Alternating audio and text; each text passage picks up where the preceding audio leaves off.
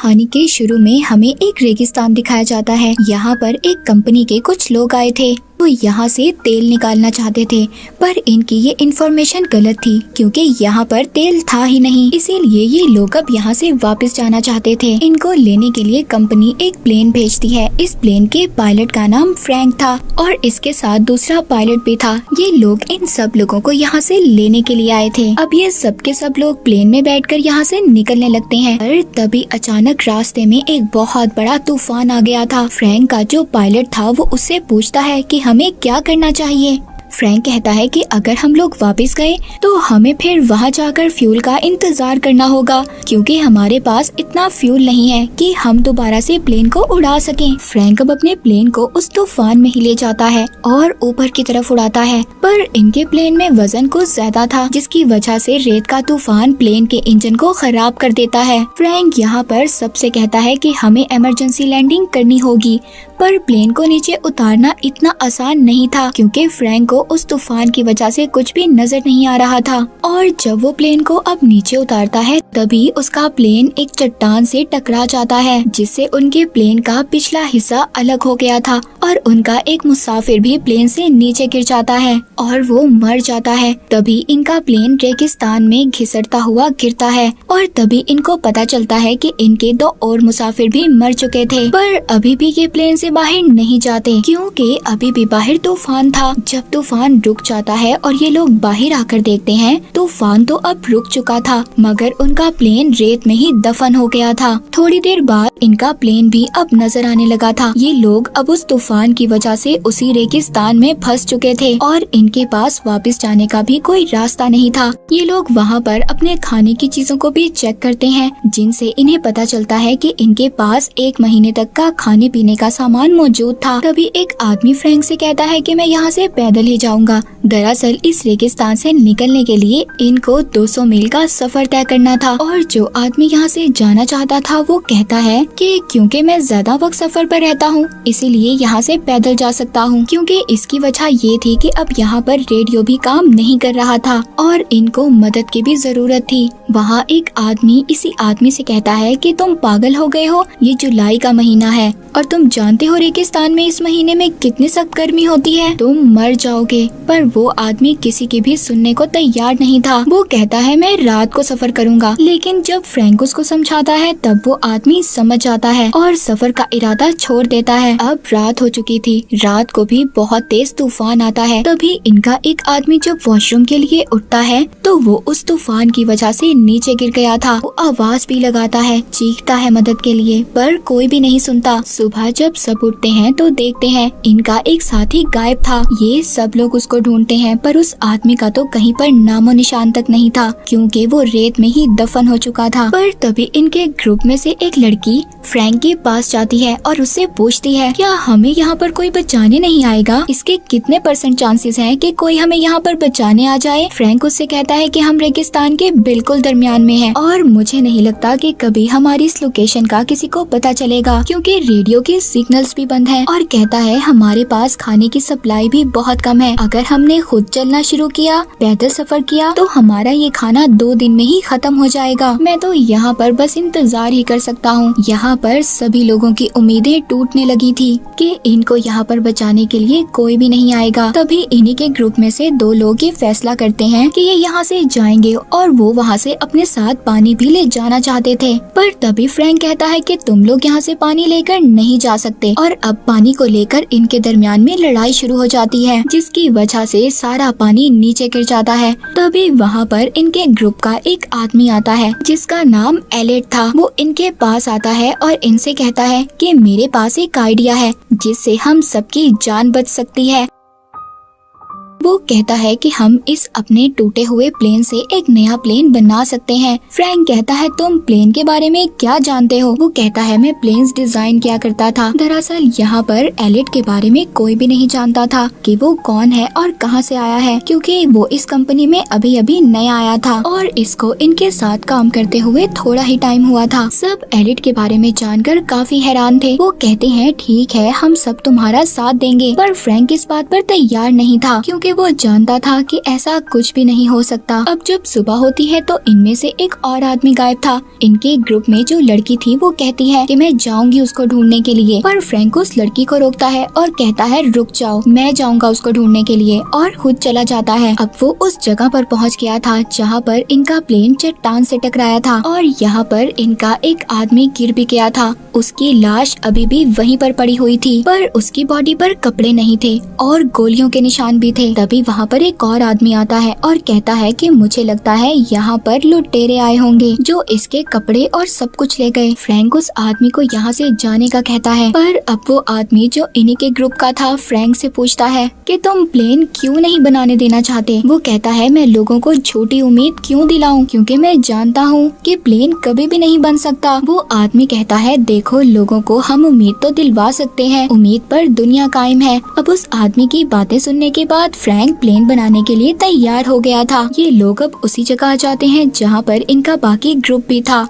अब ये सब लोग प्लेन बनाना शुरू करते हैं, पर ये लोग रात को काम करते थे क्योंकि दिन में इधर बहुत गर्मी थी। पर इनकी परेशानी यहाँ पर तब बढ़ती है जब एक दिन वेल्डिंग करते हुए कुछ चिंगारियाँ इनके फ्यूल पर गिर जाती हैं, जो इन्होंने वहाँ पर आग जलाने के लिए रखा हुआ था। वो सारा फ्यूल बर्बाद हो गया था। अब बहुत थोड़ा फ्यूल बचा था, इसीलिए अब ये लोग रात की बजाय दिन में ही काम करने का फैसला करते हैं। इन्होंने जो अपने पुराने प्लेन से नया प्लेन बनाना था उसके अब पर को जोड़ना था।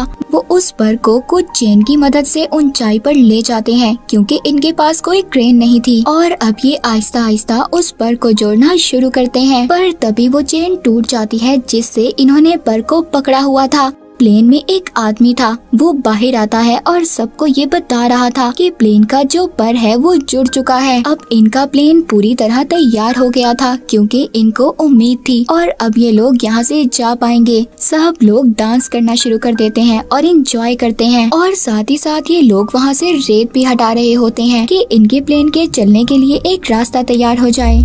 लेकिन ये सब इनके लिए इतना आसान नहीं था। एक दिन वहाँ पर बिजली का बहुत बड़ा तूफान आ जाता है। सब लोग वहाँ से भाग रहे थे, मगर एलिट वहाँ से नहीं जाता क्योंकि वो किसी भी कीमत पर अपने प्लेन को खराब होने नहीं देना चाहता था, क्योंकि उसने उस पर इतनी मेहनत जो की थी। तभी फ्रैंक आकर उसको पीछे धक्का देता है जिससे कि वो एलिट को बचा लेता है, क्योंकि वो उसे कुछ भी नहीं होने देना चाहता था। अगर एलिट को कुछ हो जाता तो इनके प्लेन का क्या होता। ये लोग यहाँ पर अपने प्लेन का नाम फिनिक्स रखते हैं, पर अभी भी इन्हें अपने प्लेन पर बहुत सारा काम करना था। एक रात वो एक दूरबीन से कुछ दूर लोगों को देखते हैं जो टेंट लगाकर सो रहे थे। दरअसल ये स्मगलर्स थे। इनको रेगिस्तान के लुटेरे भी कहा जाता था, जो वहाँ आने वाले लोगों को लूट लिया करते थे। पर फ्रैंक के साथियों को इन लोगों के बारे में कुछ भी नहीं पता था। फ्रैंक कहता है कि हमें उन लोगों से पानी की मदद मांगनी चाहिए। एलिट उसको मना करता है, पर वो नहीं सुनता। वो अपने कुछ साथियों को लेकर पानी की मदद लेने जाता है,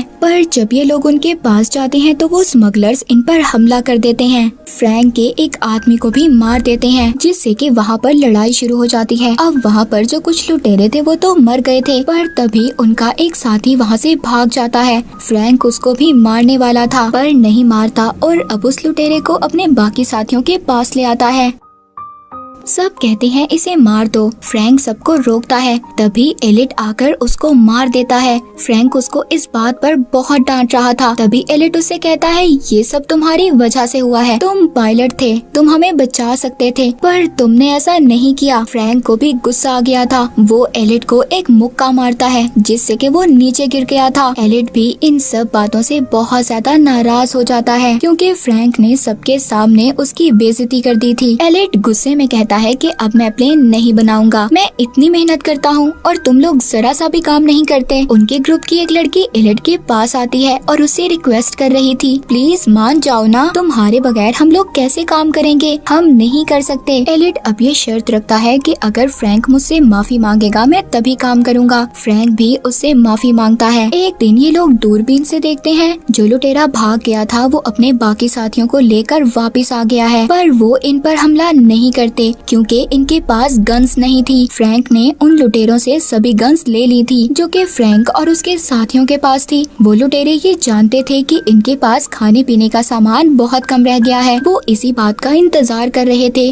कि जब इनके पास सब कुछ खत्म हो जाएगा ये लोग इन पर तब हमला करेंगे। उधर ये लोग भी अपने काम को जोरों शोर से कर रहे थे। एक दिन फ्रैंक को एक बुक मिलती है जिसमें प्लेन्स के मॉडल बने हुए थे। तभी इनको पता चलता है एलिट जो प्लेन्स के मॉडल्स बनाता था वो छोटे मोटे मॉडल्स हुआ करते थे। वो बच्चों के खिलौने प्लेन्स बनाता था पर वो प्लेन्स उड़ने वाले थे। सबको एलिट के बारे में पता चल गया था। एक आदमी को उस पर बहुत ज्यादा गुस्सा आता है। वो कहता है कि तुम कब से हमें बेवकूफ बना रहे थे, ये प्लेन कभी भी नहीं उड़ने वाला और न आज तक तुमने कोई इतना बड़ा प्लेन बनाया है। वो उसके सर पर गन रख लेता है पर एलिट उससे कहता है मेरा यकीन करो प्लेन उड़ेगा। फ्रैंक उस आदमी को रोकता है जिसने एलिट के सर पर गन रख ली थी। तभी वहाँ अचानक फिर से बहुत बड़ा तूफान आ गया था। इन लोगों ने जो प्लेन इतनी मेहनत से बनाया था वो आहिस्ता आहिस्ता हवा में उड़ना शुरू हो जाता है। ये लोग समझ गए थे कि ये प्लेन उड़ेगा। इनके दिल में जो उम्मीद थी वो दोबारा से जाग जाती है। पर अब तूफान के बंद होने के बाद ये लोग दोबारा से नाउम्मीद हो गए थे। फ्रैंक सबसे कहता है कि प्लेन उड़ेगा। ये सभी लोग प्लेन को रेत से निकालते हैं, उस जगह पर लेकर आ जाते हैं जहाँ पर रेत नहीं था। प्लेन को स्टार्ट करते हैं। प्लेन स्टार्ट हो गया था और अगले ही पल वो बंद भी हो जाता है। पर थोड़ी ही देर बाद उनका प्लेन दोबारा से स्टार्ट हो जाता है मगर तभी उसके इंजन की आवाज सुनकर वहाँ पर वही लुटेरे आ गए थे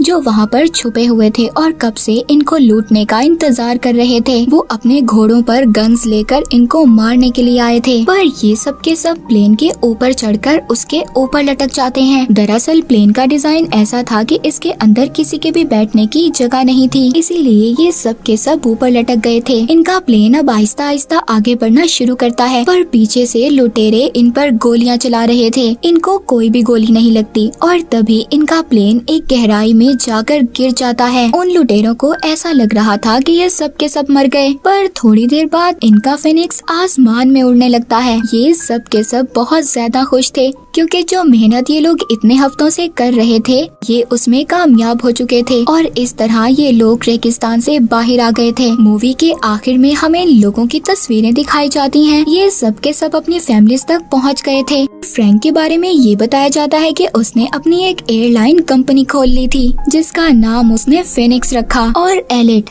इसको हम कैसे भूल सकते हैं, इसी की वजह से तो सब लोगों की जान बच पाई थी। इसकी तस्वीर न्यूज़पेपर में आती है जिस पर लिखा हुआ था नासा, यानी वो अब नासा में काम कर रहा था। इस तरह ये सब हंसी खुशी जिंदगी गुजारते हैं और इसी के साथ ये मूवी यहीं पर खत्म हो जाती है।